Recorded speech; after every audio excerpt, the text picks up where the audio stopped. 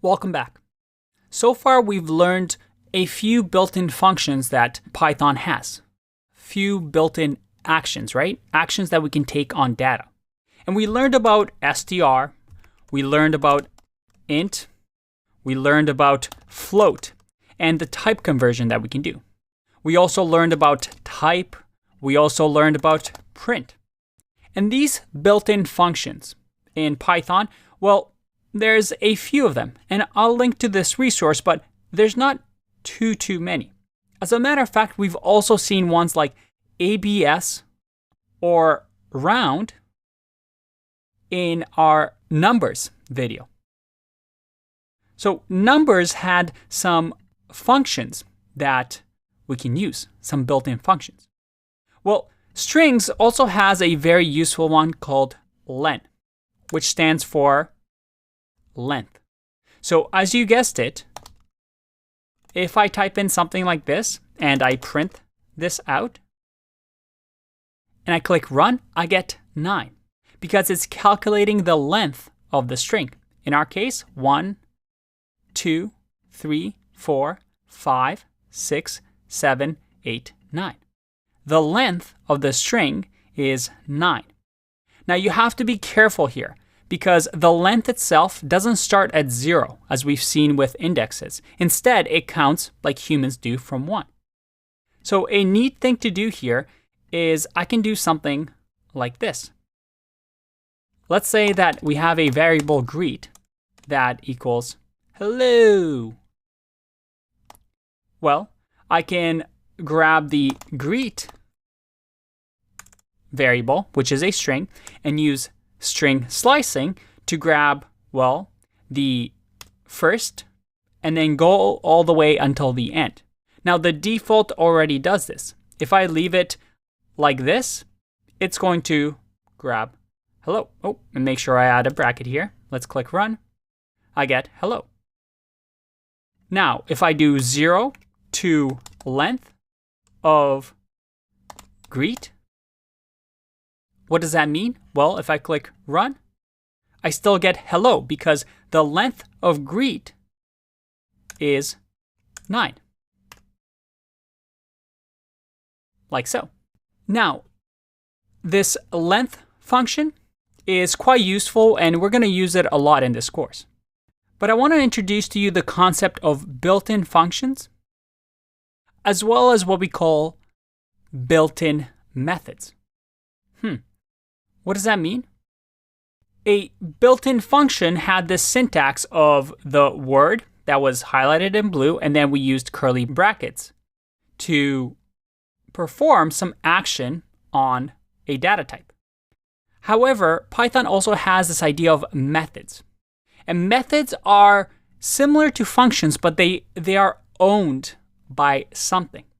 So for example, in Python, we have string methods. So these are methods or actions that only strings can perform. And don't worry, this is something that we'll talk more about when we talk about classes and functions. But for now, Python, for example, has string methods. So these are methods that we can use specifically for strings. And methods have a special syntax, where instead of just the word with the curly brackets, it usually has a dot in front of it. So dot and then some sort of word, and we've actually seen one, format, right? Dot format curly brackets or brackets is a method. And if I go to Python string methods and I scroll down or scroll up, we see that format specific values in a string, is a method. Now, why do we care? Well, with this, Python gives us automatic tools that we can use on strings. So let's explore some of these string methods. Let's create a quote here. And the quote is going to be or not to be. Now, in here, with this quote, we can use some methods on this string. Now, I'm not going to go through everything because, well, 60% of these you're most likely never going to use in your career. I'm going to go over the important ones that you'll see over and over again, but I'll also link to this so that you can see this for yourself as a reference. Remember, as a programmer, your job is not to memorize this and read a language like you read a dictionary. Instead, is to know that this resource exists and it's for you to explore and learn as a specific problem occurs. But let's get back to the task at hand. One thing that we can do is to use the upper method. We use a dot and then type in upper and then the curly brackets. And luckily for us, our editor shows us that this actually exists because of the drop-down menu. So what happens now? If I print this and I click run, look at that. Everything gets capitalized. To be or not to be. There is also another one we can use called capitalize. What's the difference between the two? Well, if I run, you see that it capitalizes the beginning of the sentence. And by the way, your editor, or in our case our REPL, if you hover over this, it'll actually tell you what it does. It returns a capitalized version of S.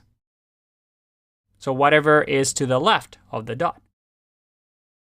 And a good editor will actually show you all the things available to you. So as soon as you press a dot, look at that. I see all these purple boxes, which are methods that are available to me for a string. And you see there's a lot of them. Now, don't worry about these double underscores, these dunder methods, because this is something that we'll talk about when we talk about classes. But you can see that you have different things that you can use. For example, you have lower. Instead of upper, it lowercases everything. What if I want to use find, for example? And find simply says, hey, does B exist in the code to be or not to be? And if I click run, well, it tells me that yes, quote.find has B and it starts at index of 3. So if I go to 0, 1, 2, and then look at that, 3. So we have find, which finds us the first occurrence of a piece of text. You also have things like replace, where I can replace whatever I give it as the first thing and then separate it to the second thing. So you can see over here, it tells me old and then comma, new. And I can replace this with me. If I click run, I get to me or not to me. So this replaces all the occurrences of B. Now, the final thing I want to point out to you is that if I print here, quote, what do you think is going to happen? I've printed here and I replaced to me, to be or not to be with to me or not to me. Quite a selfish quote. But if I print this again on the 5th line, what do you think will happen? Let's find out. Whoa. Is this what you expected? Think about why this might happen based on what we've learned. Here's the thing. Remember, strings are immutable. That is, they cannot be changed. We can overwrite them if we want, but we don't change them. We either create them or destroy them. In our case, when we do quote.replace, to me or not to me, it's creating a new string. Now, we're not assigning this string to anything.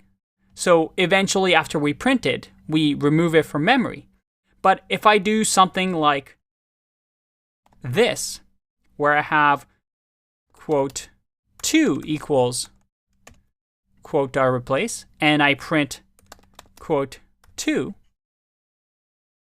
well, in our case, we're creating a whole new string. We're creating a string, but we never modify the original string because it's immutable.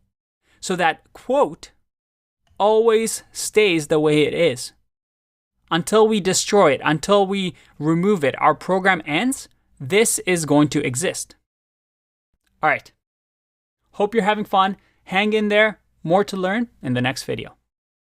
All right. So up until now, we've spent forever talking about numbers and strings, and you're thinking, oh God, we have so many more to go through and my head hurts already. Well, you know what? I think you're gonna really like this one because this one's really short. And they're called Booleans. And Booleans in Python is bool. And bool, well, there's only two options. A bool can either be true or false. That's it. How awesome is that? You just learned Booleans.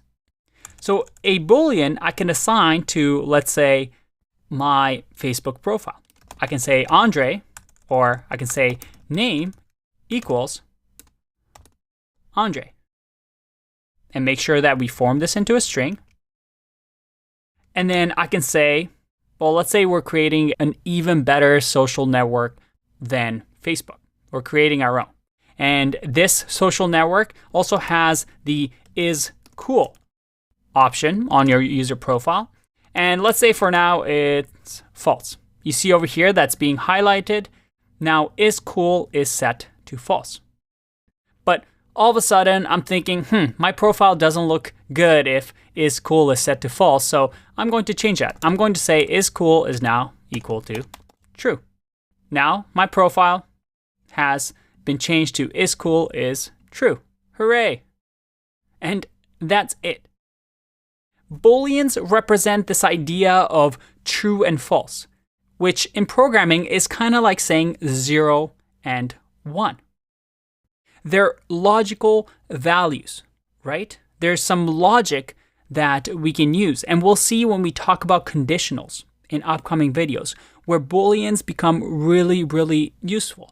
Because we can use Booleans to control the flow of our program, to do something if something is true, to do another thing if something is false. It's a cornerstone of computer science. And by the way, a topic we're going to explore more and more is this idea of using Booleans to denote logic.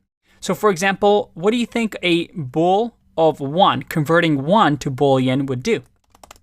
If I print this and I click run, I get true. In Boolean, 1 means true. A 0, well, that equals false. And remember, we're just simply converting this integer into a Boolean value. And a Boolean, well, is just either false or true. Nothing else. That's it. And I can also convert a string that says true into a Boolean true. Again, this is something we're going to explore a little bit more when we talk about conditional logic. But I wanted to make this video nice and short to let you know that, hey, not all these data types are as complex as, well, numbers and strings. All right, nice and short. I'll see you in the next one. Bye-bye. Welcome back.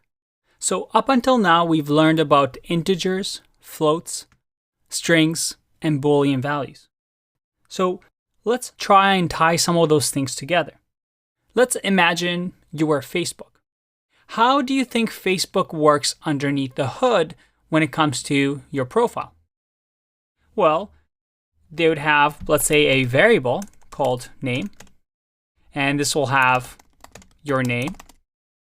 And then they'll probably have a variable with your age, let's say 50.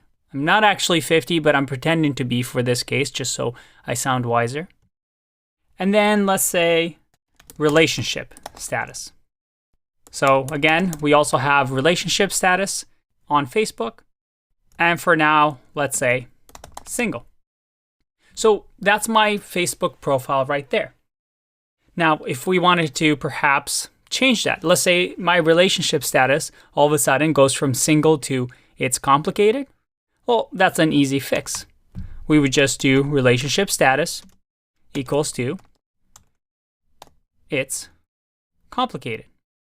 And remember, because of the single quote, we'll have to do backslash it's complicated. And now if I print my relationship status, you'll see that it's been updated to it's complicated. I am no longer single. Hooray! But this is pretty simple. Let's do something more complicated. And this is going to be a fun exercise. Let's create a program that guesses your age.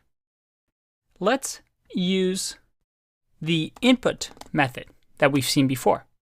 Remember, the input method allows us to type something in here and receive it as input. So we can assign that to a variable. So let's say this variable is going to be birth year, and that's going to equal the input that's going to ask when or what year were you born. Now from here, I want you to pause the video and try to solve this yourself. How can you make it so that at the end of this program, you're going to get asked, what year were you born? You're going to type in your year, and then it's going to print out your age is whatever the age is. So pause the video, try and solve this on your own. Mind you, there is a bit of a trick in here. So if you get stuck, try to Google around and figure out what the issue may be. Again, part of being a programmer is trying to solve these problems that you don't know the answers to. All right, let me show you my solution. We have our birth year here that we're going to store in a variable.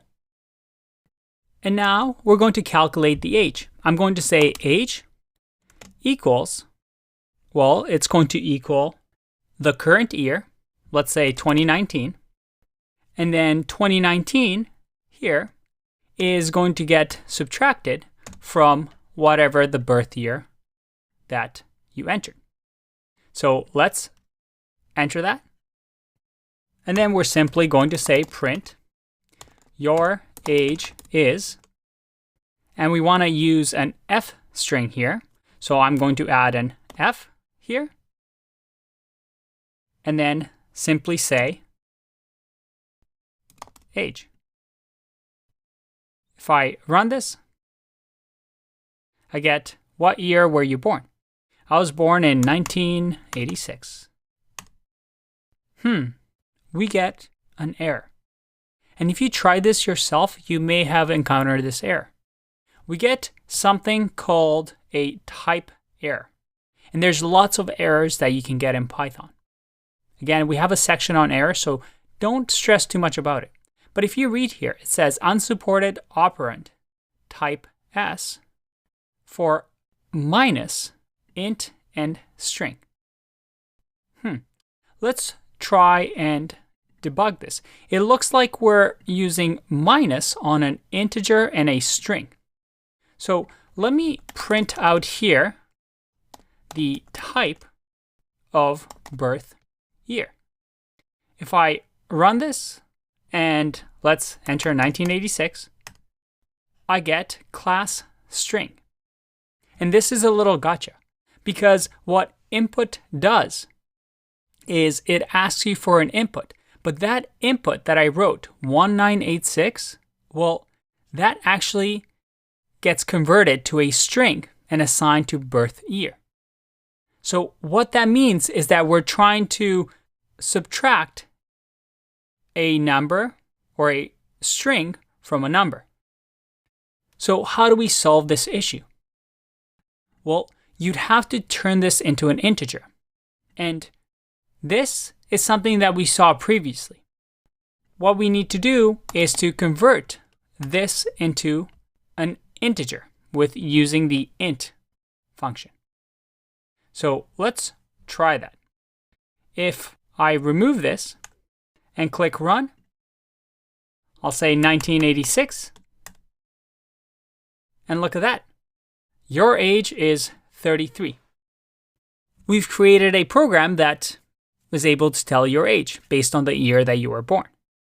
Now, this may have been tricky to you, but it teaches an important concept in programming.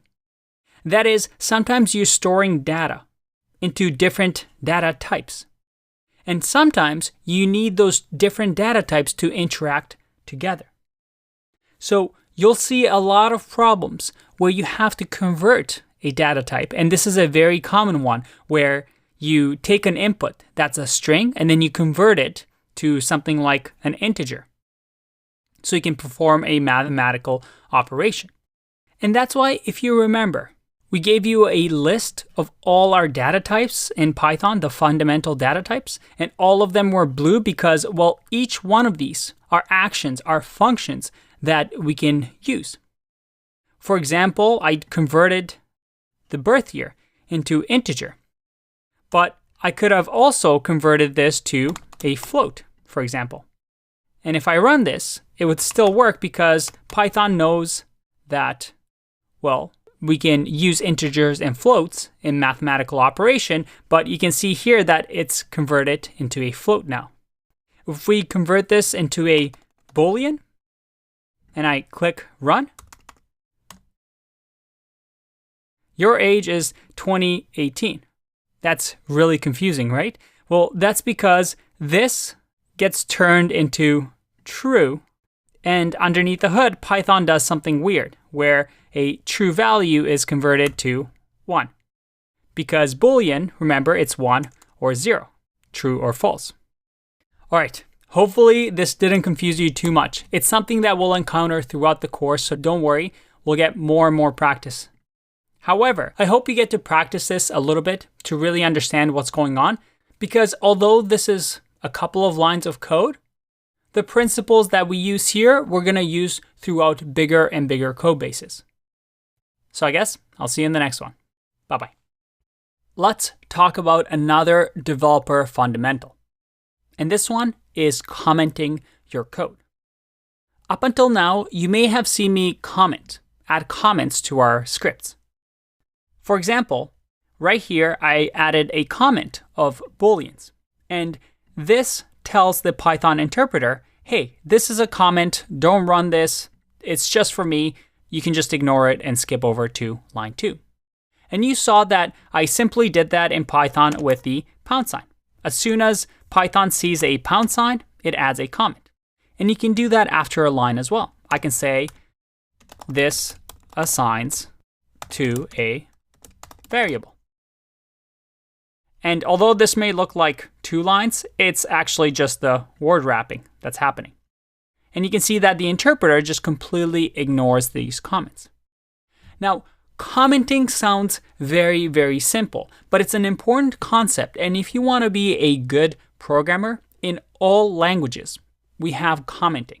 But there's good ways and bad ways of commenting. And this is something that comes with practice. But here are some key guidelines. When you're commenting your code, the idea is that you're adding valuable comments. That is, if I add a comment here that says, hey, this is assign name variable a value of Andre string. A comment like this is not really good. Why is that? Well, because your code should be self-explanatory, right? The idea is for us to write code that is easy to read, easy to understand. It's not trying to be clever. Instead, it should read like English. And any Python programmer would know that here we're just simply adding Andre as a value of name. We're assigning a variable. And adding a comment like this that's self-explanatory just adds clutter to your code. So there's a trade-off here. It's good to comment your code for, let's say, if you're working on teams and other developers come and they want to understand your code. But you have to remember this principle of code being easy to read. The only time you want to add comments to your code is, well, when something really, really important is happening, where it might be a little complex. You first decide, hey, is this code written in a way that makes sense? For example, if this was variable A and this was variable B, well, this might be really hard for somebody to understand. So you might say that this is cool flag, But before you add that comment, you want to say to yourself, maybe my code is hard to read. Maybe I should just change the variable to is cool to make it more understandable. Now, this is something that you improve upon more and more. And you do want to use comments as an extra tool to make your code understandable. Maybe you write code that 6 months from now, you want to go back to understand what you did. But remember, more comments doesn't necessarily mean better code. You want to be concise and keeping things simple, while adding comments only when necessary to help others understand your code, not trying to make your unreadable code more readable. We'll explore this topic and give you advice on it throughout the course. But remember this key developer fundamental, because you're going to need it throughout your career. By the way, this article over here has some really important points that I think you'll really benefit from, especially in the commenting best practices. You can read some of the do's and don'ts and what some of the top programmers do when commenting. I know it sounds silly, but it is an important concept that most courses overlook. So I highly recommend you read over this. I'll link to it in the resources, and I'll see you in the next video. Welcome back. Let's try and do an exercise to tie everything that we've learned up until now together. We're going to create a password checker. Now, what we want to do is to create some sort of an input that we're going to ask. So we're going to use the input function. And here we're going to ask for a username. Then we're going to ask for another input. It's going to be the password. And then at the end, with the input, we want to print something the lines of password, and then we'll have maybe the actual password in here, and it will say is another variable here, long. So what we want to do is the password, and then maybe the password length, so that, let's say we printed our username, JJ, and then we give it a password of secret. Well, we should print the password secret is 1, 2, 3, 4, 5, 6 letters long. Now, obviously, we don't want to show or display the password, maybe for security reasons. So we want to convert the secret to 1, 2, 3, 4, 5, 6, 2 stars. So your task is to convert these two inputs. And you know what? Let's also do a greeting where we say the username here. So we're going to say, hey, JJ, your password, which will be marked in a star, is 6 letters long. Now, one neat trick here that you haven't learned yet and you might want to use here is this that you can do with strings. I can go star times, make sure that the star is a string, multiply it by 10, and if I print this out, I get 10 stars. So you may want to use this functionality when we're doing this. All right, pause the video, give it a go if you can. Remember, the goal is to print the username and have the password blocked with how many characters the password is. All right, pause the video. If not, I'm going to get going with the answer. So the first thing we're going to try and do is I'm going to create 2 inputs. So the first one, I'm going to get the username. I'm going to assign it to the variable username. And it's going to say, what is your username? Then the second one will be the password. And the password, well, we'll say, what is your password? And although this is a simple example, this is something that you will see with other big websites like Instagram or maybe Netflix when you're logging in. So now that I've stored this information into a variable, I can use it, right? I can print, and we'll do an F string to make our lives easier. So I've added the F here. And what we'll do is this. We'll say username, your password, and we'll add the password here, is, and then we'll add another variable here, which is the password length. So how are we going to calculate that? Well, let's try something here. Let's see if I can use the length function and in here do password. Let's see what happens here. What is my username?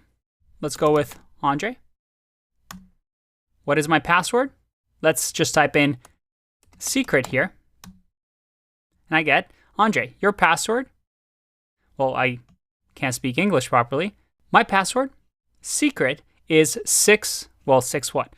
Let's write 6 letters long. Awesome. So this is working because with an F string, I can create or add a Python expression in here using the length password.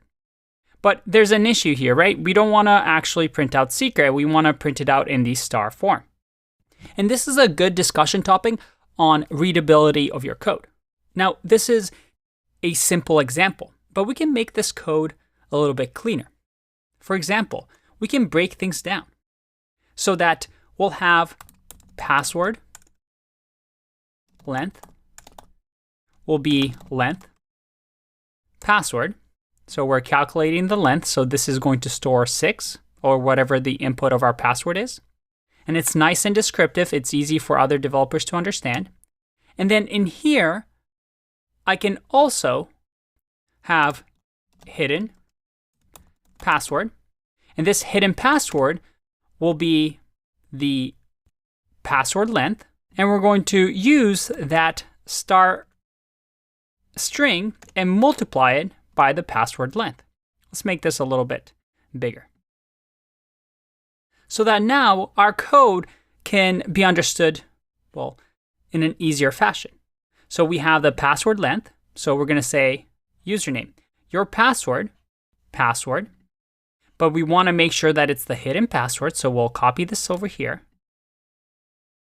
So username, your password, we're going to print out hidden password is, and then we're going to copy password length. Now, I argue that this reads better because each line is doing something simple, and then finally, we're printing the output. And although this is a small, simple example, this idea of readability and making and writing code that makes sense is an important concept. So let's see if this works. I'm going to click run. My username, Andre. This time around, my password is going to be super secret. And look at that. Andre, your password is 11 letters long. Good job getting this far. Hopefully you got that. I'll see you in the next video. Welcome back. Let's talk about our next data type. And it's a big one, a very, very useful one. It's called list. And list is an ordered sequence of objects that can be of any type. So you can think of them as strings, right? We had strings previously that we learned about, except that each sequence of this string, well, was a string, was a letter or a number wrapped in quotation marks. Lists, on the other hand, looks something like this. Let's say we create a variable, li, and lists we denote with square brackets. And inside of these square brackets, we can have different objects. So for example, we can have 1, 2, 3, 4, 5. We can also have, let's say, li2, and this is going to have a B, C, And it can have any collection of items that we want. We can even mix and match and say that we have 1, 2, then A, then maybe even the Boolean value true. So all of these are lists. Now, lists are extremely important. And in other programming languages, you might have heard the word arrays. So in Python, lists are a form of array. And later on, when we get into the modules section of the course, we will talk about the difference between lists and arrays. But if you are coming from a different programming background, then lists are like arrays in your language, a collection of items. Now, the neat thing about lists is that it's the first data structure that we're learning. Now, what is a data structure? Data structure is a very important concept in programming languages. It's a way for us to organize information and data into, let's say, a folder or a cupboard or a box, so that these data structures can be used with different pros and cons. For example, you have a fridge where you store your food. And fridges are really, really good at putting your food inside, keeping it cold, and then taking it out. Or you might have a backpack. A backpack is really, really good to stuff everything in there, but when you're looking for things in a backpack, it's really, really hard. So you can think of data structures similar to that. A container around your data that has different pros and cons of accessing that data, removing that data, writing data. But that's something we'll get into a little bit later. The key here is that these square brackets allow us to contain information and data like strings, integers, floats if we want to, Booleans, into a contained fashion. So let's think of a good example here.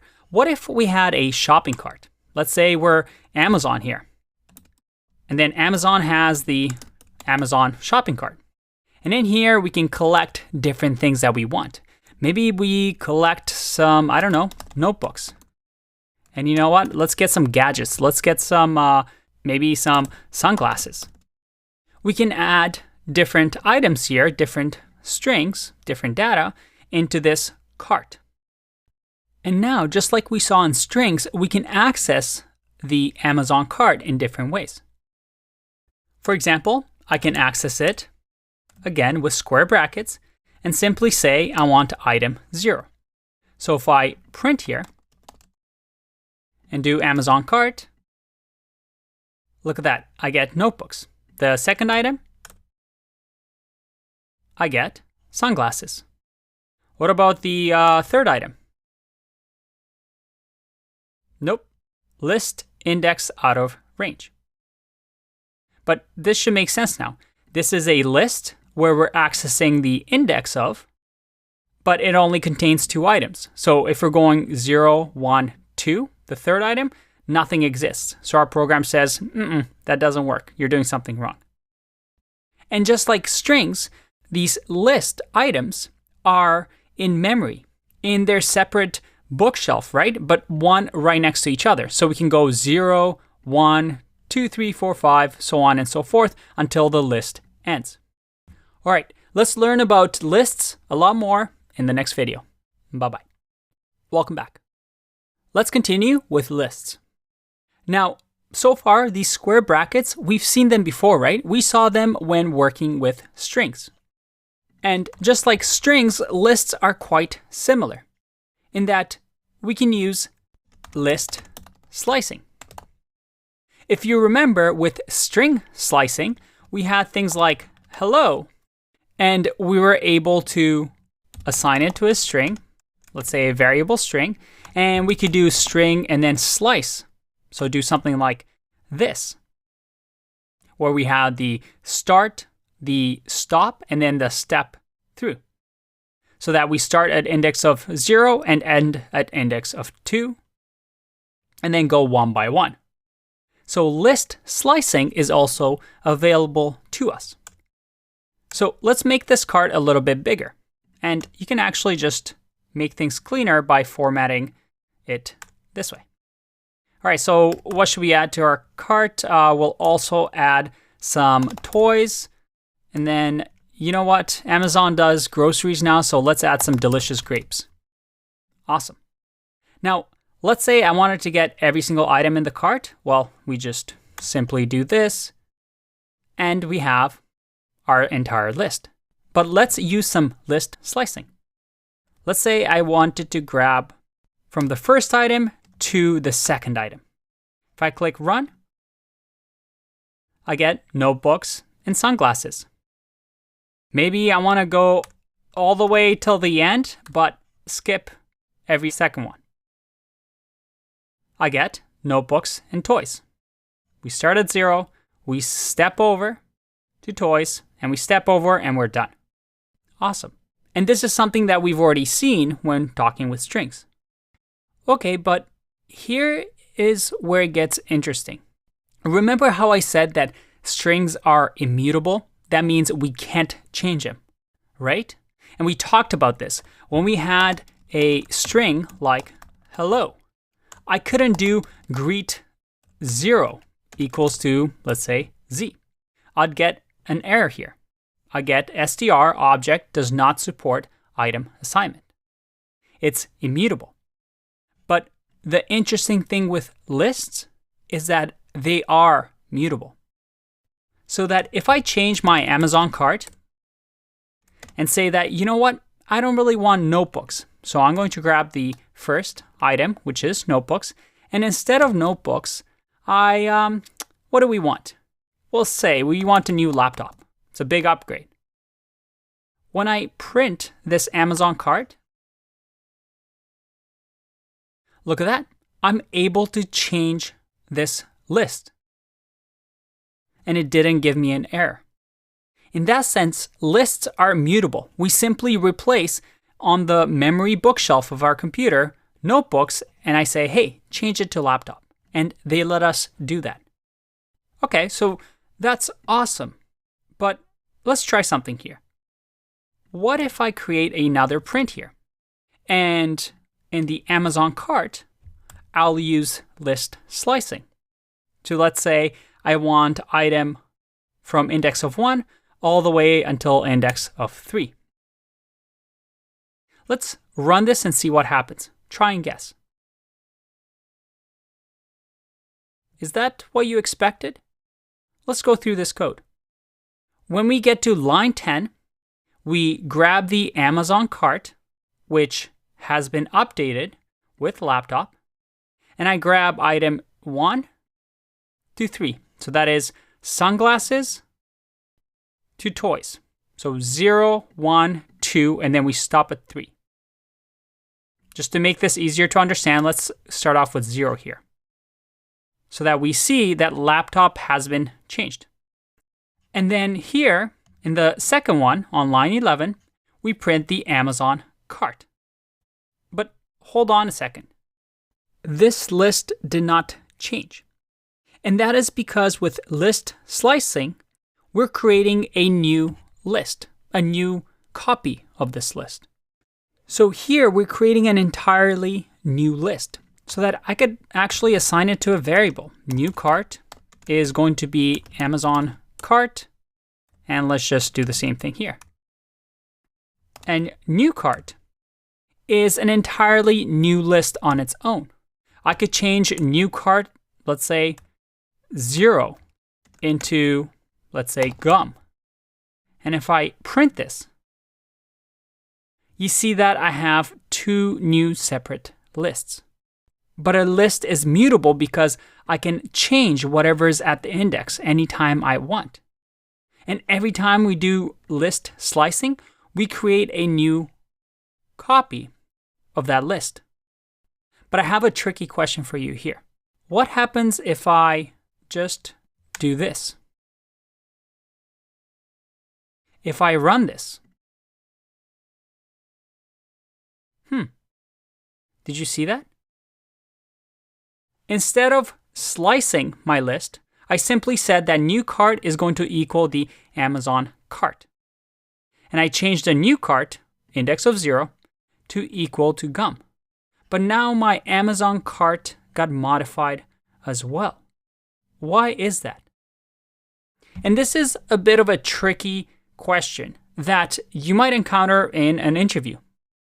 The reason is that right now, the way that I did equals means that, hey, new cart is going to equal Amazon cart. And what does Amazon cart equal to? Well, Amazon cart points somewhere in memory in our machines that says, hey, this is what Amazon cart is. So because here we're not copying the list, instead we're just saying, hey, the value of new cart is whatever is in the memory of Amazon cart. We now, when we modify new cart, are simply changing the Amazon cart all the way back from here. So this is an important concept. If you want to, let's say, copy a list, then you do something like this, where you copy the entire list, and this is something that you'll see a lot in code bases. But this line is saying, hey, I want to create a copy, use list slicing to copy this Amazon cart, and it's going to equal new cart. So that now, if I run this, you'll see that the original Amazon cart stays the same, but the new cart is now something different. This is a quick gotcha that you just have to get used to, but it's an important concept. This idea of copying versus modifying the list. And it's something we'll explore a little bit more in the next couple of videos. For now, take a break, and I'll see you in the next one. Bye-bye. Welcome back. I want to talk to you quickly about something called matrix. And a matrix is a way to describe 2D lists or multi-dimensional lists. What do I mean? Well, I can create a matrix, and this is a name that I just made, so I can call it whatever I want. But usually these are called matrix in programming. And it looks something like this. It's an array with another array inside of it. So let's say, for example, I have 1, 2, 3 here, and then another array, 1, or let's do 2, 4, 6, and then another array, 7, 8, 9. What's happening here? Well, it's a two-dimensional array. We have the main array, and then we have sub-arrays. 3 arrays to be exact. Now, why is this useful? And by the way, this is two-dimensional, but we can have multiple ones. For example, you can have another array inside of this array. But why is this important? These type of matrices come up a lot in topics like machine learning or image processing. For example, a computer doesn't really know what a photo of a dog is. The only thing it understands is zeros and ones. So a lot of photos, for example, let's say we had a very simple photograph of a giant X, maybe this letter X. Well, a computer can understand an image based on pixels on the screen. So maybe we can have 0, 1, 0, 1, 0, 0, or sorry, 1 here, 0 here, and then 1. And right now, a computer can look at this. And if this represented, let's say, a tiny little pixel here, or maybe a pixel here on my screen, the computer is going to say, oh, there's a 1 here, so that means I should make this green in this corner, then dark here, then green, then dark, green, dark, green, dark, green. And a computer is able to draw, let's say, an X. And this is a simple example. And using matrices, we can do a lot of these heavy calculations. And that's how computers work underneath the hood when, let's say, for example, it's trying to display something. But the reason I wanted to talk about this here is when you want to access a multi-dimensional list, well, you would do something like this. Let's say matrix access the first item in the matrix, which in this case will be this first array because it's the first item. And then let's say we want to access the 0 in here, or let's change this to 5. Well, I'll do square brackets again and just do 0, 1. So if I go 1 here, and let's print that out.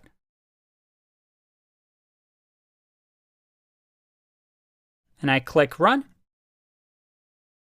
I get 5.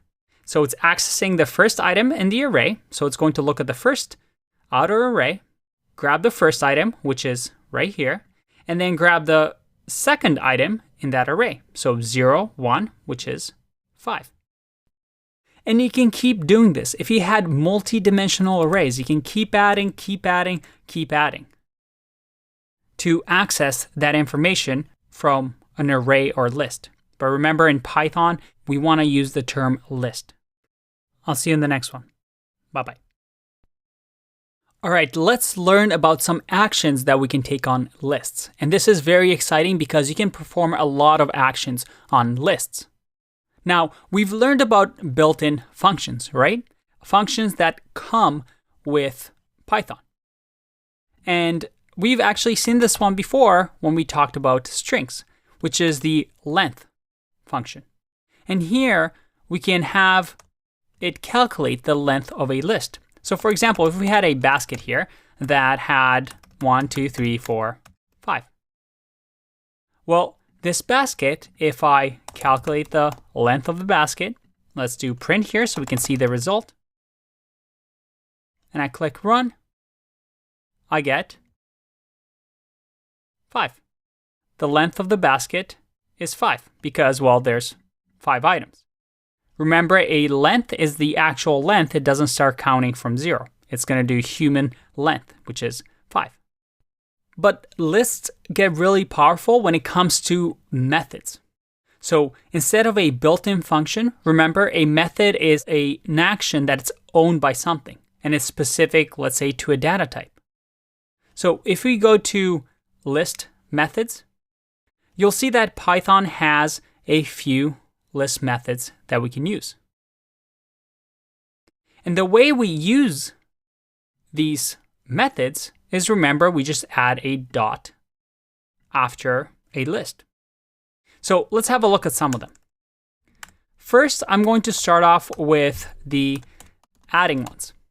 So let's say in this basket, we want to add something to it, to the end of the list. Well, we can use the append, and remember, with a method, as soon as you write the dot, it'll tell you what we can use, which is very, very useful when you have an editor. So the first one is append. And if I hover over this, well, it just tells me appends an object to end. And in Python, an object is, well, everything in Python is an object. A number is an object, a list is an object. So just think of it as an item for now. So if I want to append, let's say 100 to the end of the list, and you know what? Let's add a new list here, and this new list will do the append for us. If I print the new list and I click run, I get none. That's weird. What if I print basket here? If I click run, all right. So it looks like the basket was appended to, we added 100, but a new list, when we assigned it the basket.append, that new list is completely none. And that is because append changes the list in place. What does in place mean? It means that it doesn't produce a value. All it does is saying, hey, I'm just going to append 100 to this basket that you gave me. But I don't really care. I'm not producing a result. I'm just changing this for you. I know it's a little confusing. So in order for our new list to have that 100 at the end, we have to do something like this. If I click run, there we go. After we've appended to the basket, then we can assign, so that new list points to basket, which points to this list that was modified. All right, what else is there? Well, there's also something called insert. And you see over here that insert gives an index and an object. So we can insert something not at the end of the list. I mean, we could, but we can also insert it anywhere we want in an index. So for example, in this case, if I do insert 100 at 0, 1, 2, 3, 4, so let's do index of 4, and I click run, I've added 100 to the index of 4. If I do index of 5 and I click run, I've added 100 at the end of the list. Now let's try and copy this and see if we can just add it into here. If I click run, again, same thing. Insert modifies the list in place. It doesn't create a new copy of the list. All right, and if we add this like this, well, once again, insert modifies the list in place. That is, it doesn't really output a new list, it just modifies whatever is existing in memory. Finally, there is another method called extend. And extend, instead of an actual item or object, takes what we call an iterable, which we're going to get into later on. But it's something that you can loop over, you can iterate over, which is a list. So we just give it another list, like let's say 100 or 101. So if I run this, once again, it doesn't output a new list. It just modifies the list in place and adds on or extends our list. And we can also just give it one item. All right, let's keep going with the removing methods. Now, with the removing, we once again have a few fun things that we can do. So let's continue with this basket that we've been using that now has 100 included into it. And the way we can remove things is, well, there's a few ways. First one is basket.pop. And basket.pop, if I go like this, and let's print this basket, I'm going to comment out the new list for now, since we're not using it. And then we're going to say basket.pop and then print basket. Let's run this. And pop pops off whatever is at the end of the list. In our case, at the end of the list, because we've extended the basket to 100, that 100 gets removed. If I do basket.pop again, not here, down here, and I run, you see that both 100 and 5 get removed. What if I do pop 0? If I click run here, it removes the item in the index. So here, pop 0 is going to remove whatever is at index of 0, which is 1. Now, there's also .remove. Remove, again, is we give it a value that we want to remove. So in our case, let's say we want to remove number 4. Well, if we run this, it's going to remove 4 for us. So remove, we give it the value that we want to remove. With pop, we give it the index that we want to remove. And just to see if this is working, let's add a new list here. And we'll say new list equals basket.remove. Add a new list here. See if that gets modified. Nope, it does not get modified. That means remove is working in place. It doesn't return a value. It just simply changes whatever list you give it. What if we do pop? If I run this, I get 5. Why is that? And this is something that you just have to get used to. Different methods do different things. For example, pop, the way it works is that pop returns whatever you have just removed. In our case, when we did 4, that is index of 0, 1, 2, 3, 4, it returned the number 5 for me. Even though it removed it from the basket, it still returned something. And the reason for others is that we got none. That is when a method doesn't return anything. It returns none, a topic we're going to cover shortly.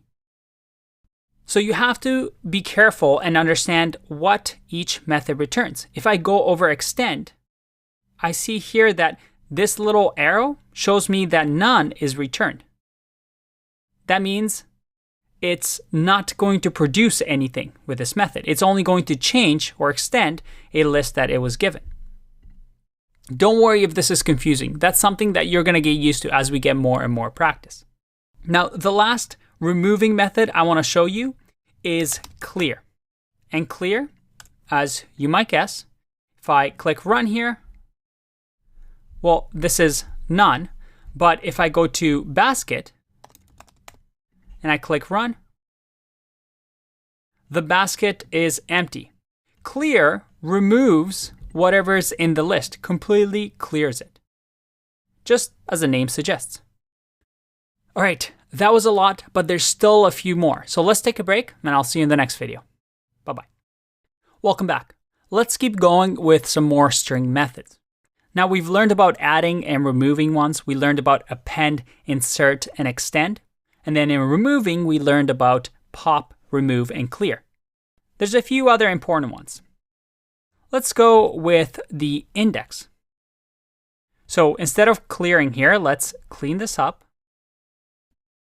And we'll do basket dot index. And index, as you can see, we give it a value, a start, and a stop. What does that mean? Well, we want to say, hey, what index is number 2?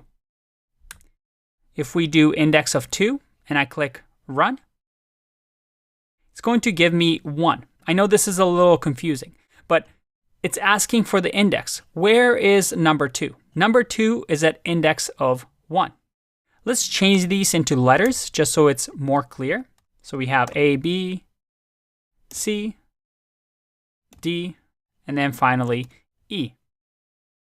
And again, if I do D here and I click run, I get an index of 3 because 0, 1, 2, 3. It's on shelf 3 in our memory. And you can also do a optional parameter here, which is where should we start looking? So I want you to start looking at index of 0 and then finish looking at index of 2. If I do run here, I get an error. It says, hey, D is not in list because, well, we started at index of 0 and stopped at index of 2. If I do 3 and I click run, no, it stops right before 3. So if I do 4 and I click run, there you go. I get 3. Now, errors are not good in our programs. Ideally, we don't want to get errors. So how can we avoid this? What if we're looking for something and we're not sure if it's in the list or not? There's another nifty way of looking for things in a list. And this involves what we call a Python keyword.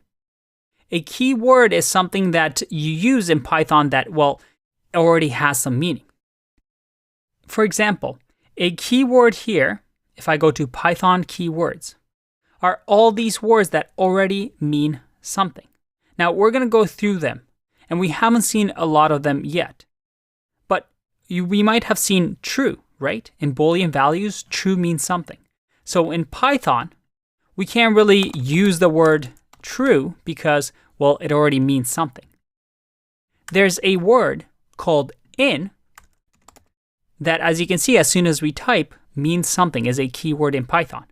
And this is quite nice. We can say, hey, is D in basket? And if I run this, I get true. Okay, is X in basket?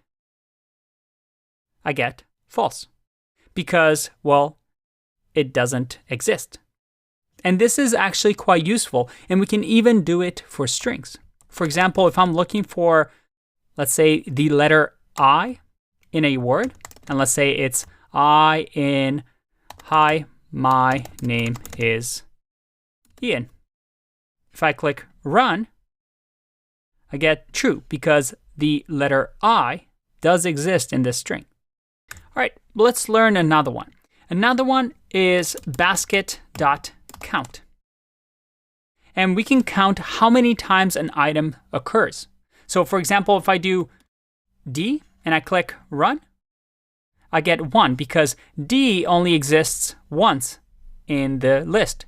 But if I add another D in here and I click run, we get 2. It counts how many times this value occurs in our list. Very, very useful. All right, a few more still to go. Let's do some exercises and I'll see you in the next one. All right, it feels like it's never going to end. We have so many methods with lists, but like I said, lists have a lot of methods because you can do a lot with them. It seems like a lot right now, but trust me, these are going to become second nature. So hang in there. I have a few more to show you.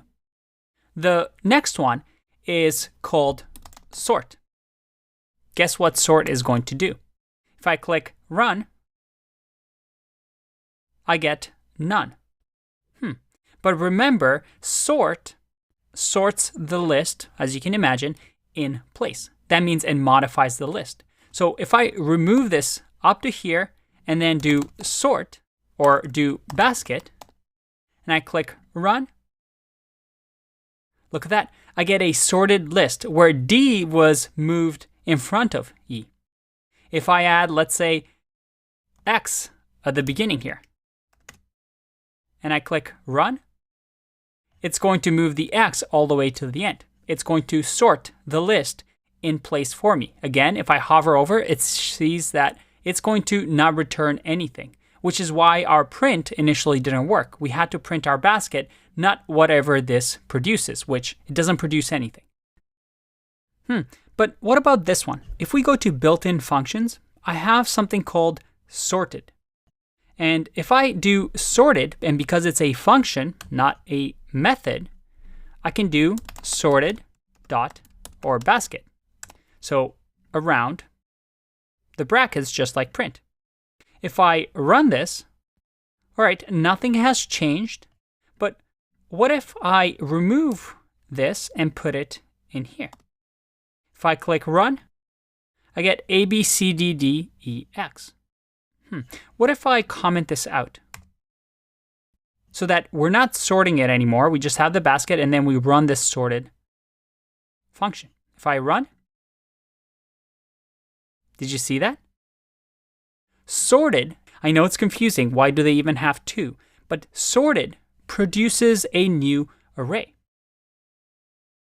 So if I do print basket here and I click run, the basket hasn't been modified. The basket still remains the same. It's this one over here that's not sorted. Sorted, on the other hand, doesn't modify the basket in place. Instead, it creates a new copy of the basket and sorts it. It's almost as if we're doing this. We're saying new basket equals basket, and then we're going to copy that basket. Remember, list slicing. And then we're performing new basket dot sort on this new list. So that if I do new basket and I click run, we get the same thing. So you have to be careful of certain actions that perform an action in place or create a completely new list to begin with.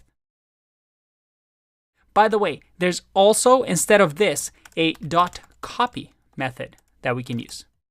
And if I run this, again, we get the same thing.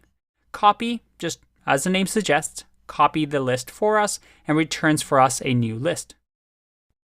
All right, one last one, and that is basket.reverse. What do you think this does based on the name? Well, if I check out the basket here and click run, is that what you expected? It reverses the basket in place. But notice that it's not like sort. It's not sorting. It's simply switching all the indexes into opposite sides. So D is now index of 0, E is now index of 1, index of 2, 3, so on and so forth. So you can see here that it doesn't actually sort it. Instead, what we might want to do is sort first, then reverse, and if we click run, we have a sorted, reversed basket. This is a little tricky one that some interviewers might ask. All right, good job getting this far. We're almost done with lists. So I'll see you in the next video. Bye-bye. Welcome back. Let's talk about some useful tricks with lists that you'll see a lot in Python code. Well, one we have already seen. It's this idea of length. You're going to be using this a lot. That is to figure out the length of a list, which in our case is now 7. Another really useful trick is to reverse a list. Now, I've already showed you how to reverse a list, but sometimes you can do that with list slicing. Again, something that we've seen in string slicing. So I can actually do basket and then semicolon, semicolon, -1. If I click run here, is that what you expected? Let's go through this line by line. I've sorted the basket so that it's from A all the way to Z. And then I've reversed this so it's in Z all the way to A. And then I've reversed the basket again so that instead of being in reverse, it's now in order. A, B, C, D, E, X. And this list slicing creates a new list, right? If I print basket here, you'll see that the basket is the reversed version, the last action that we've taken on it, versus list slicing that creates a new version. So this notation you'll see a lot with lists when you need to reverse a list, or maybe you need to make a copy of the list like this, or maybe you need a portion of the list. Another useful thing that you'll see a lot of is something called range. Let's comment this out for now. If I wanted to generate a list really quickly, let's say from 1 to 100, I can do something like this. I can say range and then start and then stop. So let's do 100. And if I print this and I run, I get a range 1 to 100. But if I wrap this in a list, which is going to create a new list for us, and I click run, look at that. I get a range from 1 all the way to 99. Remember, it's the start and then whatever to stop at. So before it hits 100, it's going to stop. Now, if I remove this and just do one single thing, I get a list starting from 0 all the way to 99. If I want a list that has 101 items because it starts at 0, I would just do 101. And range is something we'll talk about a lot more, especially when we talk about loops in programming. But this is a great way of you to generate a list really, really quickly, especially a numbered list. Finally, the last common thing that you'll see a lot is this idea of dot join. What is dot join? Join is actually something that works on strings. It's a string method, but it's often used this way. We have an empty string, and this empty string, let's say sentence. And then we can do sentence dot join, and join takes what we call an iterable, which is a list for now. And in here, we can have a sentence like, hi, my name is Jojo. And now if I print sentence, and I click run here, I don't get anything. Let's figure out why. What if I type in an exclamation mark here and I click run? All right, it's printing out sentence, but it looks like .join creates a new item for us. So let's just assign that to new sentence. Now, if I do new sentence and print that out, we see that I get, hi, my name is Jojo.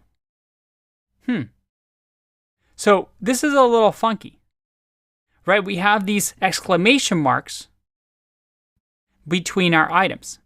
And join joins these little iterable items, these lists, by whatever is in front of it.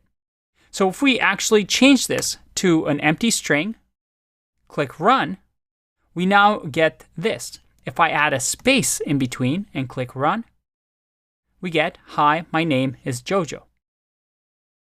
And sometimes you'll notice this pattern a lot, especially if you want to join and create a new string out of a list of items. Now, a shorthand way of doing this is to actually not even bother with this and just doing an empty string, .join, and then joining all the list items. There we go. So all we're doing is combining lists into a string, and this is a common pattern that you'll see a lot of. I'll see you in the next one. Bye-bye. I want to teach you one last thing when it comes to lists, and it's called list unpacking. And it's a really, really nice feature. I really like it. With list unpacking, we can do something like this. Let's say I have a list that is, well, very simple, 1, 2, and 3. And I want to assign a variable to this list. Let's call it basket equals 1, 2, 3. But what if I wanted to assign a variable to each item? Well, I can actually do something like this. A, B, C. So that when I print A, and then let's print B, and then print C, and I click run, I get 1, 2, 3. And this is something that we've seen when we talked about variables, where even if it wasn't a list, as long as we gave it by comma, separated by comma, different values, we're able to print 1, 2, 3. But this is where list unpacking gets really, really useful. We can actually, let's say, extend our list to include all the way till 9.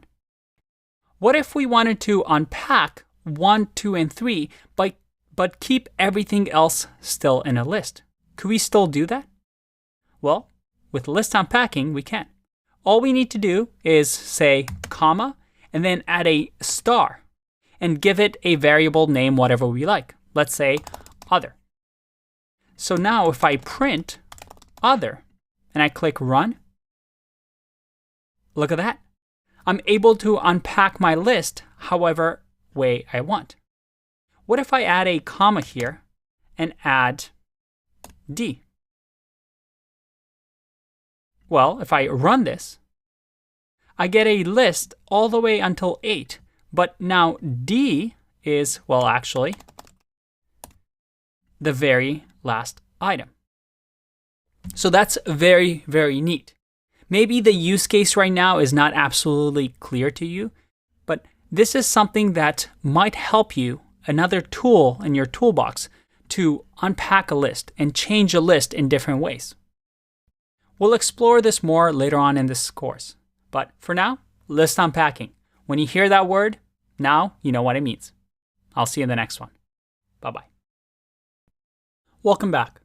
When we talked about lists, we saw our special type of none, where some methods that worked on lists didn't really produce anything. They modified the lists in place, but the output of whatever they were doing was this thing none. Remember how we had in the output this none? What does that mean? If you remember, I mentioned none as a special data type that exists in Python. And most languages have something like this to represent the absence of value. In some other languages, you might have heard of null, which is another thing that, again, represents the absence of value. Now, why is this useful? Well, for now, it's hard to really conceptualize it. We'll see it being used a lot more as we get further into the course. But I could do something like a equals none. Let's say, for example, we're just starting a video game. And in this video game, we have a user's weapons. But when you're just starting the game, there are no weapons that the user has. Well, in that case, we might want to assign the variable weapons. Maybe in our code, we use this variable, but we also want to know that this user doesn't really have any weapons. It's none. So this is completely valid Python. If I run this, I get none. And we'll explore this a little bit more throughout the course, like I said. But hopefully this way, you're not intimidated when you see it. As the name suggests, it's just nothing. Let's talk about our next data structure. And this one is called a dictionary. In other languages, it might be called a hash table, maybe map or objects. In Python, we have this idea of dictionary, or as Python likes to call it, dict. I have to make sure I pronounce that properly. That's a really hard word to say when you're recording and you're repeating it over and over. Anyway, dictionary. What is it? Well, it's a data type in Python, but it's also a data structure. Remember that I mentioned this idea of data structure when we talked about lists. They were the first data structure in Python that we learned. It's a way for us to organize our data in a form that has some different pros and cons on how we access it. For example, with lists, we saw that they're easily ordered. We can access them through indexes like 0, 1. We can reverse them. We can insert into them. It was really, really nice. What about dictionaries? Well, let's see what a dictionary looks like.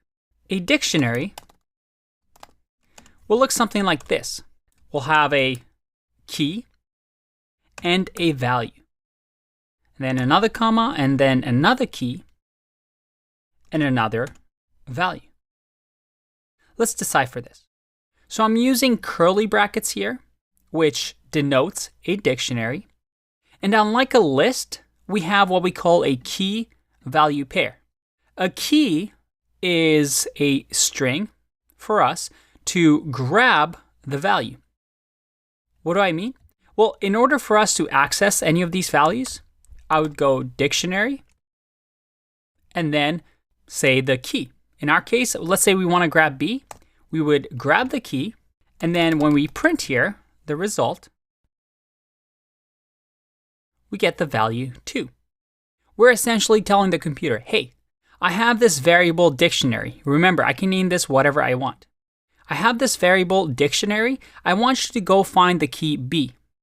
And this key B, if it exists, grab me the value. So it's going to go into your memory or into the machine's memory. It's going to find where B is stored in our memory and grab the value. So in the bookshelf B, we have the value 2. What if we do C, which doesn't exist? If I click run, nope, I get an error. It tells me, hey, sorry, you're looking for key C, but I don't really have that key. And this is what a dictionary is. A dictionary is an unordered key-value pair. What do I mean by that? Unordered means that they are not right next to each other in memory. Remember, with lists, we could access lists with index of 0, then index of 1, index of 2. All those bookshelves were right next to each other. A dictionary, on the other hand, they're all over the place. Although I've put A and B here, this might be in one spot in memory, and this one in another spot in memory. And if I added, let's say, X, this will be in another spot in memory. And this might not be in order. Maybe I've written it A, B, X, but when I actually return the entire dictionary, maybe I don't have this in order. These are all just scattered all across our memory. As you see here, when I receive the dictionary, I get these things in order, but that's only because it's small. If I had a really, really large dictionary, I might not have them in order that I've inserted it in. So a dictionary is an unordered key-value pair. And as long as we know the key, that is, whatever the key that we're looking for, then we just give that. And our computer is going to know, hey, where in memory to look to grab the values. Now, here's the cool thing about data structures, like dictionaries and lists. They're containers around data, right? So this can be anything that we want. Let's say we want this one to be a list, 1, 2, 3. Maybe we want this to be a string, hello. And maybe this is a Boolean value, like true. That is completely valid. I can access the A like so, and I get the list. What if I want the second item in the list? Well, I do index of 1, like this. And there you go, I get 2. And this is the same with lists. And you'll see this a lot, where if we had a list, or let's call it my list, and my list contains a dictionary that has, let's say, A, 1, and you know what? Let's just copy and paste this. We'll do this. So we'll have the first item in the array, like this, then comma, then another item in the array, and this time around, this one has 4, 5, 6. So that I can now grab from my list the first item in the array, and then maybe grab the A, that is the A key. So remember, this is a string. And then we want to grab, let's say, the third item. So we'll go 2. If I run this, I should get 3 and 2. There you go. Now, you might be asking yourself, what's the deal with these data structures? Like, why do we need dictionary? Why do we need list? Why can't we just have one thing that does everything? Isn't that simpler? Think about that, because in the next video, I'm going to try and answer that question for you. Let's talk about our next developer fundamentals. And this one is understanding data structures. A really good programmer is a programmer that is able to decide what data structure to use when. Up until now, we've learned about dictionaries and lists, and we'll learn about a couple more throughout the course. But a really good programmer, a programmer who's experienced, is able to understand what the trade-offs are, when to use what. And although I can give you a list of this is when you should do this, and this is when you should use maybe dictionaries, the thing is, this takes practice and experience. So throughout our course and then the exercises that we're going to do, the projects we're going to build at the end, I hope that this idea of understanding when to use what data structure makes sense to you. But let's go back to our example. When should you use a list and when should you use a dictionary? Well, the first thing we have to realize that a dictionary is not sorted, right? A list has order. It has 0, 1, indexes, so on and so forth. A dictionary has no order. So maybe if you want to have a list of people in line at your shop, well, you should probably use a list. But maybe you have a user that is playing a game, and that user has first name, maybe weapons, maybe an age. That doesn't have to be ordered, so you might use a dictionary. Also, you'll notice that dictionaries hold more information than lists, right?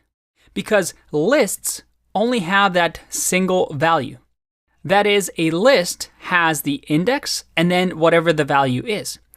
And here we have a dictionary inside of a list, which is holding a lot of information. Deep down, a list is simply an index and some sort of value here, right? Versus a dictionary that holds a lot more information. It holds a key. So this could be the weapons of that user. Hello can be the greeting of that user.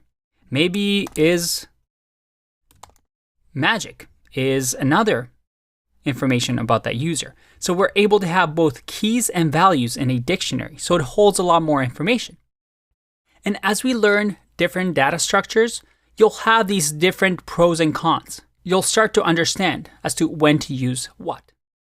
All right, there's another Developer Fundamentals. I'll see you in the next one. Bye-bye. Welcome back. I mentioned to you that a dictionary's values can hold any sort of data type. But what about the keys? Up until now, I've only used strings to denote a key. But could I do something like this? Could I do 1, 2, 3 like this? Well, let's have a look. Let's give it a try. If I do 1, 2, 3, and I click run, I get 1, 2, 3. Awesome, that works. What about true? If I have a key true and I click run, will that work? Yep, it looks like it works. What about a list? What if I have a list of, let's say, just 100? Would that work? If I click run, nope, it doesn't work. It says unhashable type list. What does that mean? Dictionary keys need to have a special property. A key needs to be immutable. That is, a key cannot change. And numbers, Booleans, this is a value that cannot change. A string, if you remember, is a value that cannot change. It's immutable. But a list, if you remember, can be changed, right? On a list, I can reassign, let's say, the index of 0 to something else, right? So because of that, a dictionary says, hey, my keys, because I'm storing them in memory and I don't want to lose them, it has to be something that isn't going to change on me. Maybe a programmer comes in and by mistake changes this array of 100 to have an index of something else. Well, dictionary doesn't really want that because it doesn't want to lose this value. So a dictionary key always has to be immutable. And as we learn a few other things like a tuple that we'll see in upcoming videos, you can use those as keys as well. However, most of the time, 99% of the time, a key for a dictionary is usually something descriptive like a string. Okay, but what about this? What if we have another string, 1, 2, 3? And let's just remove this for now. What happens when I search for 1, 2, 3, the string? If I click run, I get hello. A key in a dictionary has to be unique because there can only be one key, because that key is going to represent a bookshelf in that memory space. So anytime I do the same key and maybe add a value, it's going to overwrite. So this no longer exists. A key has to be unique, and it's something that can only exist, well, just once. Otherwise, we overwrite it, which is why you see hello here. We've lost the array 1, 2, 3. Let's explore this idea a little bit more in the next video. Welcome back. Now, if you remember, let's have something different here. So we have unique keys. If you remember, we have to have unique keys. So let's say this is greet, and this is let's say a basket.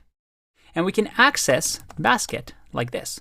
If I click run, I get 1, 2, 3.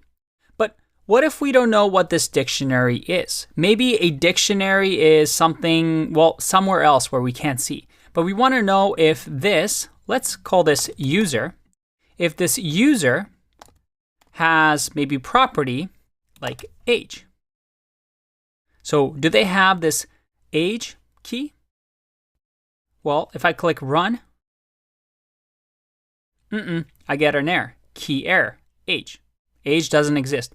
But remember, errors in our programs, and this is something we'll cover later on, are not good. They're going to stop the program, as soon as the Python interpreters enters an error, it's going to kick out of the program and say, hey, you have an error, and it's going to completely ignore what's underneath it. Here we don't have anything, but in a real life program, we want to avoid these errors because it stops execution.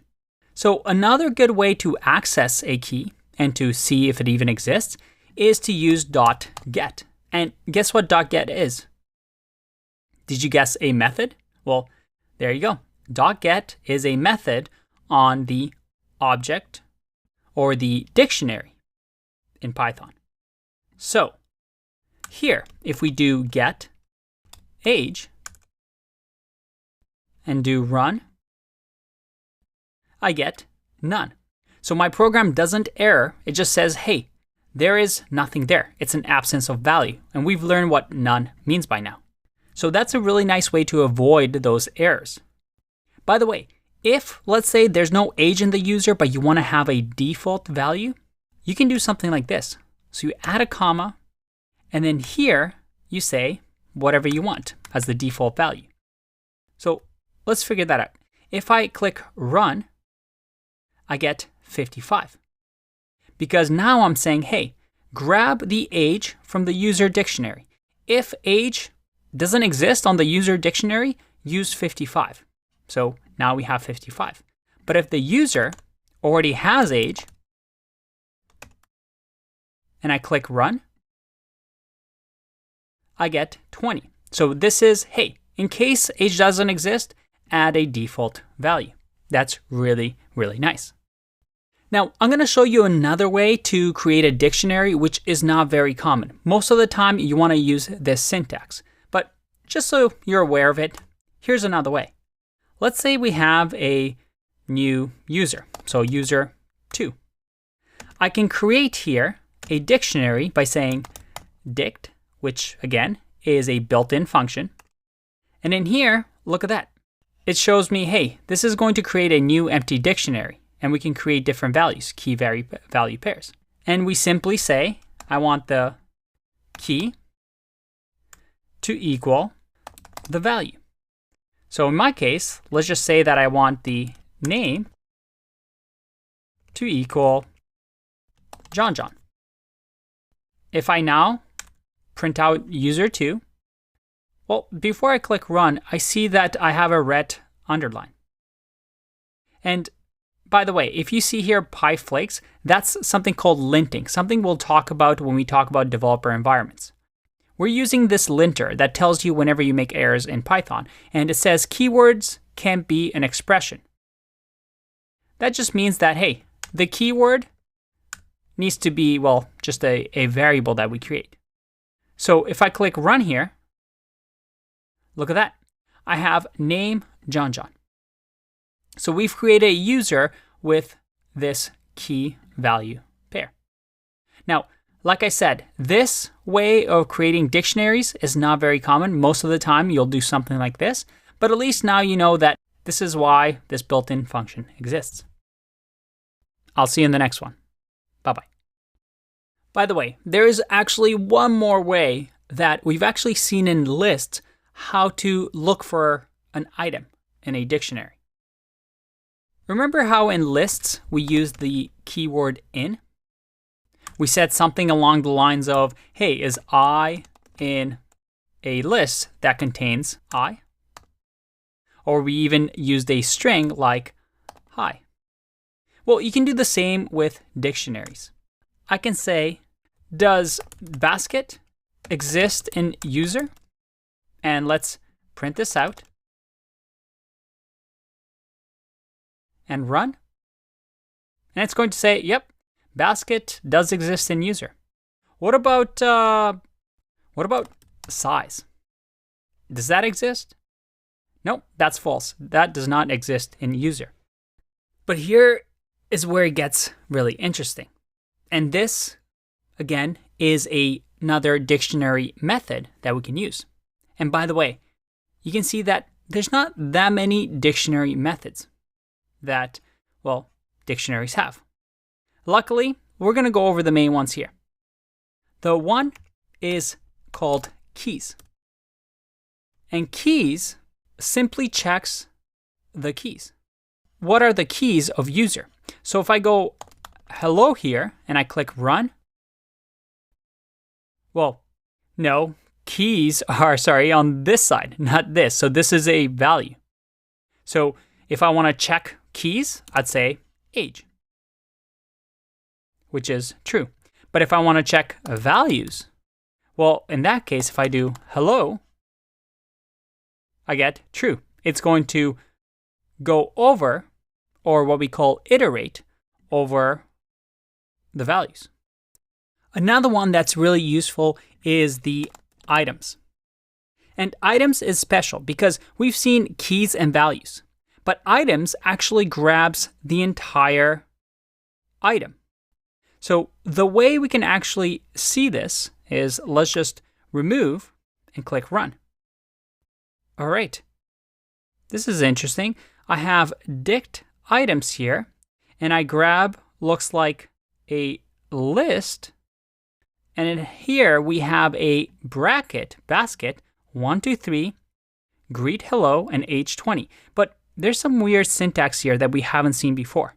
And this is actually a tuple. So we're going to hold off on this and talk about this a little bit more when we talk about our next data structure. But keys, values, and items is an easy way for us to grab these things for us from our dictionary. Let's continue on with other dictionary methods that we might use. One is a very nice one. It's called clear. And if I run this, you see that I get an empty dictionary. What if I just run users.clear here and run user? Well, it's still an empty object or an empty dictionary. So you can see here that clear doesn't actually return anything. It doesn't, well, it's just in place, removes whatever the dictionary has. So it just creates an empty dictionary. What about copy? Well, a copy allows us to copy a user so that if I print user and user2 and I click run, I get 2 users, each keys and values copied. But if I now, let's say, clear the first user and I click run, the first user is empty, but because I've copied the second user has the old information. And this is a concept that we've talked about before. Another useful command, and let's just go back to having user, is user.pop, which removes a key and a value from the dictionary. So in our case, let's just say we want to remove the key, that is age. So I'm going to say age.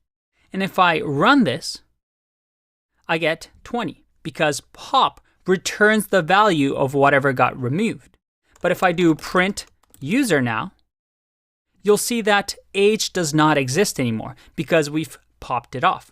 But pop, as you can see, removes the actual value or returns the actual value 20. Here's another really fun one, pop item. And honestly, this I haven't used much, but I just think it's a fun one. Pop item, if you guessed, well, you're not going to guess. Oh, and that's because I have to make sure I write it properly with lowercase. If I run this, what just happened? It randomly pops off something. One of the keys and the values. In this case, age 20 is removed. So the last item on the dictionary gets removed, but remember, a dictionary is unordered. So if this was a massive, massive dictionary that, well, doesn't have any order to it, sometimes it removes some pair, as you can see, not the last one, but some pair of key value. So you have to be careful with this one. It doesn't necessarily just remove the last thing that you entered, but it might be useful on some occasions. Finally, we have something called update. An update simply updates, as the name suggests, a key value. So let's have a look here.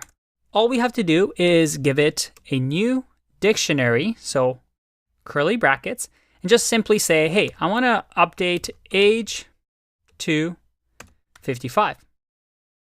If I click run, oh, and I forgot a bracket here. Let's try that again. If I click run, there you go. Age got updated. But if this was a key that doesn't exist, like ages, and I click run, it will still update with a new key item. So this is another really useful method. All right, that's it for dictionaries. I'll see you in the next video. Hooray, it's time for our third data structure as we continue down to our different data types in Python.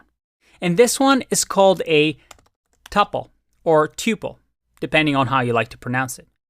And we actually saw this slightly when we talked about dictionaries. But before we get into that, what are tuples? Well, a tuple are like lists, but unlike lists, we cannot modify them. They are immutable. So you can think of them as immutable lists. And they look like this. So let's call it my tuple is going to use brackets to denote a tuple. And we can do 1, 2, 3, 4, 5, just like a list. Now, you remember how in a list, we could have modified this and said index of 1, well, now is going to equal z. If I run this, it's going to error out. It's going to tell me, hey, tuple object does not support item assignment.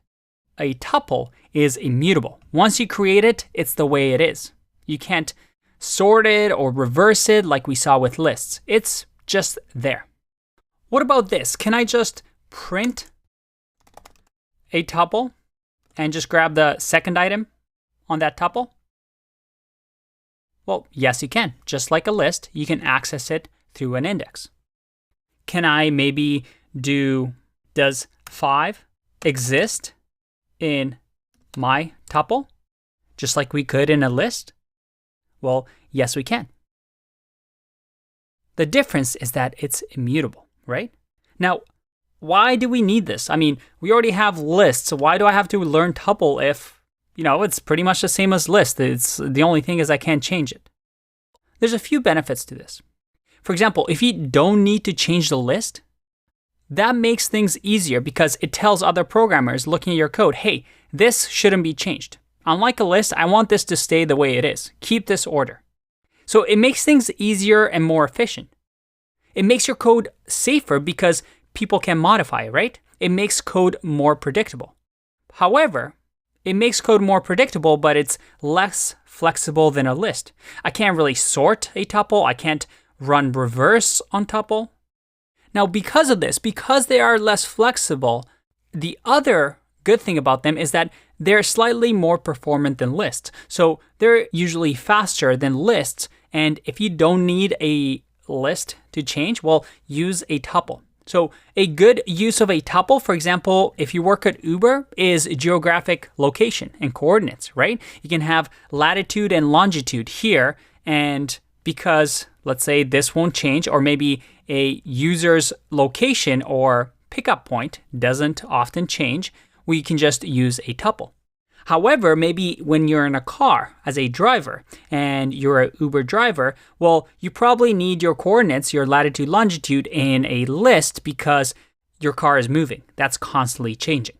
And we saw tuple when we talked about dictionaries, right? Remember when we did user or we did user.items? And then I said, hey, just print user.items. And we saw here that we got a dictionary items. And inside of this dictionary, we see that basket 1, 2, 3, greet, hello, and age 20 are a tuple. So this actually returns our key and value as a tuple. And as I mentioned before, a dictionary can have keys that are immutable. So a tuple is a completely valid key in Python. So I can do 1, 2 here, and that is a valid key in a dictionary. And the way I would access this would be like user curly bracket 1, 2. So that if I click run here, oh, I have an extra bracket. Let's fix that. Let's click run again. And there you go. I'm able to grab user tuple 1, 2 and grab 1, 2, 3 list. You see here how I'm trying to use different data structures, combining them together. Let's take a break and finish off our understanding of tuple in the next video. Now, tuples, like I said, are quite similar to lists. So if I wanted to, I can say new tuple and use my tuple and then slice that tuple. So for example, if I do 1, 2 like this and print new tuple, I'm going to get 2, comma. Why is that? Well, we start at 0, 1 and end at 2. If I did 4 here and click run, I get 2, 3, 4. It's still a tuple, but you have to remember that a tuple that only has a single item tends to have this little comma at the end, but it's still a tuple. And just like a list, I can assign different things. For example, I can say x equals to my tuple 0, and then I can say y equals my tuple 1, and x and y will equal 1 and 2. But a short form of doing this, again, similar to lists, is to say, hey, I want x, y, z, and you know what? Other to be the values assigned from the tuple. So that if I do x here and I run, I get 1. If I do z and I run, I get 3. What if I do other? And if I click run, I get 4 and 5 as a list. All right, if your head doesn't hurt by now, don't worry, I have some good news. Luckily for us, a tuple has only 2 methods that we care about: count and index. How nice is that? So nice and simple. Guess what these mean? So let's go back to my tuple and now try these out. If I go my tuple.count, well, it's going to count the value. So if we want to count how many 5s occur in the tuple, I get 1. If I had another 5 in the tuple, I get 2. What about index? What's the index of 5? Well, the index of 5 is 4, because 0, 1, 2, 3, 4. The first value that it finds, it's going to return the index of. And then finally, we can also do length, right? We can use this built-in function to run length, and it's going to tell us that, yep, it has a length of 6. Awesome. There it is. We're flying through them now. This is our third data structure. Remember, they're simply lists that are immutable. I'll see you in the next one. Bye-bye. Can you believe it? I hope I didn't put you to sleep, but we're almost there. We have one last main data type, set, and then we're done. I know this isn't the most exciting topic. Trust me, this is the hardest part. When you're starting out and you're just learning these things without understanding, why do I need this? How am I going to build the next game? How am I going to build the next Netflix? How am I going to build the next coolest Apple app? You're looking at this and thinking, I just learned a bunch of theory. I feel like I'm in math class all over again. I know, trust me, I went through this. I was a self-taught programmer as well. These are the Lego blocks that builds our foundation. Once we learn these, we can move on to new things, and you'll see that once you climb this little mountain, things become so much easier. And you'll realize the power when we start building these projects toward the end of the class, where you're going to say, oh, all these blocks that we learned, all this frankly boring part is all going to make sense. So hang in there. It's supposed to be hard. It's supposed to be tough, but you'll see very soon why this is so powerful and why what we've just learned is going to allow us to build some really awesome things and create some really awesome programs. So let's finish off with the last one. The last data type, the last data structure that we'll see in Python, at least from the main ones. And it's called set. And sets are simply unordered collections of unique objects. Let's have a look. Let's create a my set.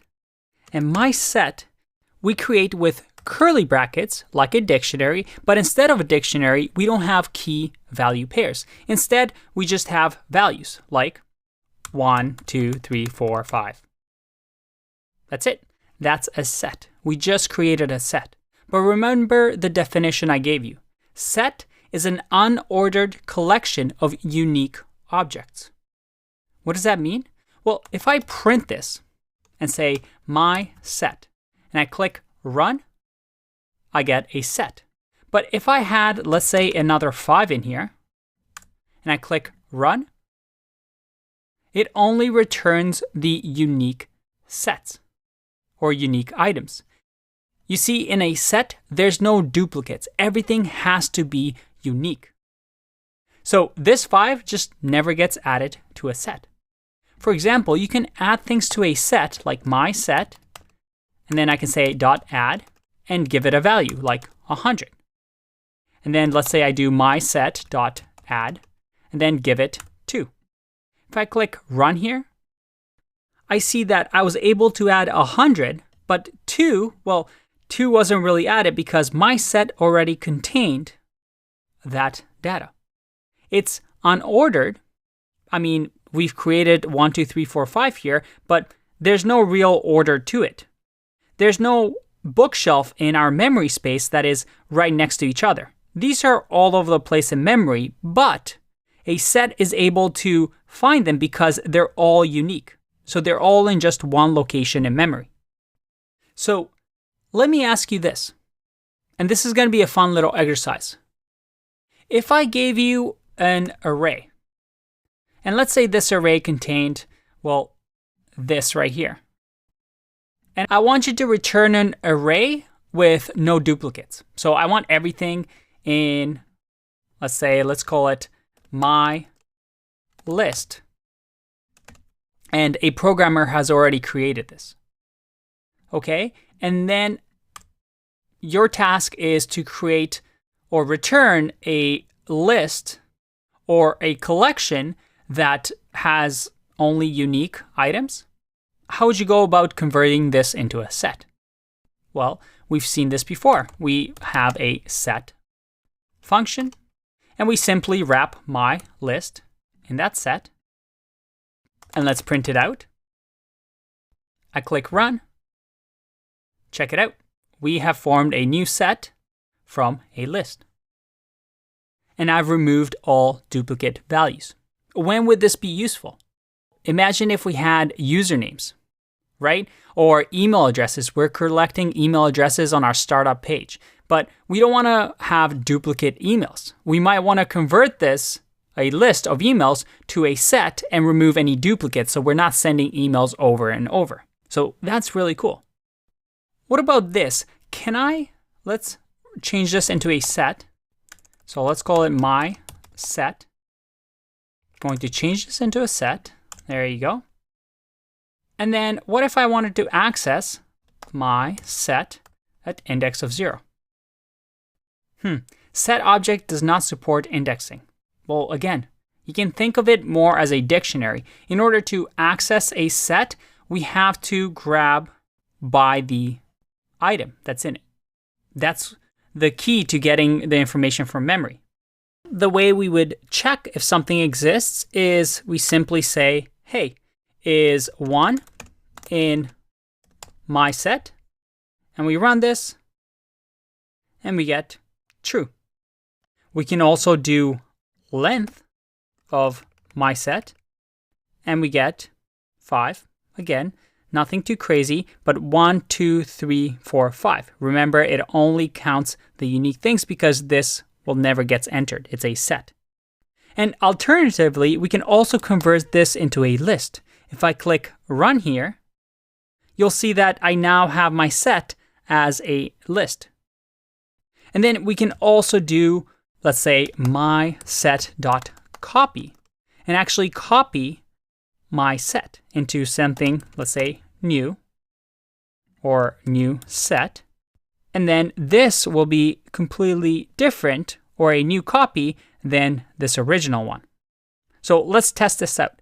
This new set, if I use a method that we may have seen before, which is my set.clear, which, as you can imagine, clears the set, and I click run, I have that new set, but when I try and print our old set, which was my set, it's going to be empty, an empty set. But the true power of sets comes in the next couple of methods that I'm going to show you. And sets have quite a few methods, but don't worry, most of them are quite similar. So let's explore that in the next video. Welcome back. The methods we're going to talk about when it comes to sets are right here. It looks like a lot, but they're quite similar, so hang in there. I have two sets for us. Our my set, which is 1 through 5, and then your set, which is 4 through 10. Now, let's go one by one and see what these methods do. And if you've ever seen Venn diagrams in your school, for example, two circles that are overlapping each other, what we're about to do is quite similar to this. The first one is difference. And sets are very useful when having two sets and comparing them to each other. So for example, in here, difference simply says my set dot difference, and we give it another set, such as your set.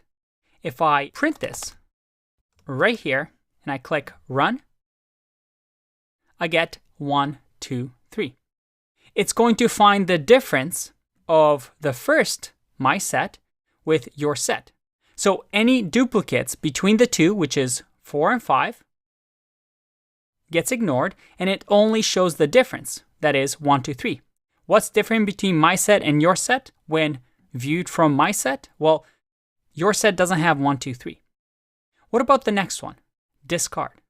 Again, if we do my set dot discard, it says it removes an element from a set if it is a member. So here we can say discard 5. And if I do print my set and I click run, I get none. But if I print here my set and I click run, I get 1, 2, 3, 4 because we've just discarded 5. It modifies our set. Just to keep our working space clean, I'm going to comment these out. Next is difference update. So I'm going to say my set, and then once again, let's see what difference update does. Remove all elements of another set from this set. So if I do your set here, and once again, I do print, and I click run, I get none because it just modifies my set. So remember, we just have to have our print my set, and now this my set is updated with just 1, 2, and 3 because we're updating it so that the differences are removed. So 4 and 5 are removed. Unlike difference, where it just told you the difference without changing. Again, if we go back here and simply do my set, and I click run, you see that my set here was not modified right here, but then my set bottom was modified because of difference update. All right, a few more to go. Intersection. And this one, once again, my set. And in here, once again, let's read what it does. It just has intersection with something else. Well, let's find out. If I do your set here, and I do print, and I run this, it's going to give me 4, 5 because that's the intersection, the two common things that my set and your set has. what about is disjoint? Well, if I do my set and then your set, I feel like I'm saying those words over and over. Hopefully that's not too annoying. And then here, if, let's comment this out, we run this, I get false. Is disjoint simply says, hey, are those two circles overlapping? Do they have anything in common? If, for example, my set didn't have 4 and 5, and I click run, I get true, because is disjointed means these sets have nothing in common. Awesome, just a few more. The next ones we're going to see is subset and is superset. But actually, before we do that, let's do union. Let's see what this does. Union will say my set. And in here, we want to add the other set, your set. If we print this and click run, I get 1, 2, 3, 4, 5, 6, 7, 8, 9, 10. What did that just do? Well, union just united these sets together, but removed any duplicates. That's kind of nice. And as you can see, it created a new set for us. It returned a new set. By the way, there's actually a shorthand that you can do here in Python, which is the shift and then the key above your enter, which is right here, this straight line. So shift and then the backslash, but if you press shift, you'll get this little straight line. If you print this, well, remove the brackets here. Let's run again. And you see that works as well. And by the way, this also exists for intersection. Again, you don't see it that often, but with intersection, you can do the same thing where you just do the end. And if you do that, it gives you the intersection of my set and your set. All right, I promised you this is going to be short, so 2 other ones. Is subset and is superset.